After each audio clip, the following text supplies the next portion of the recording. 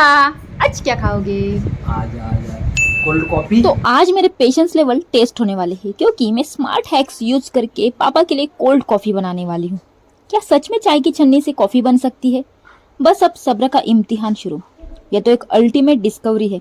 अगर कभी कोई कहे कि चाय की छन्नी से कॉफी बनती है तो आप प्राउडली कह सकते हो कि मैंने ट्राई किया है, बिल्कुल भी नहीं बनती। उसके बाद डबल फेल अलर्ट। बोतल वाला हैक भी उतना मैजिक नहीं दिखा पाया जितना सोचा था, लेकिन कोई बात नहीं।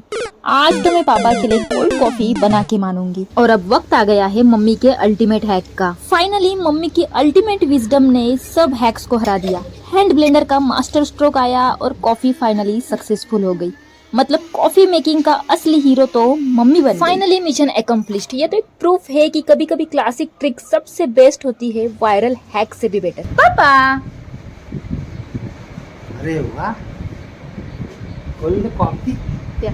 वाह, अरे वाह।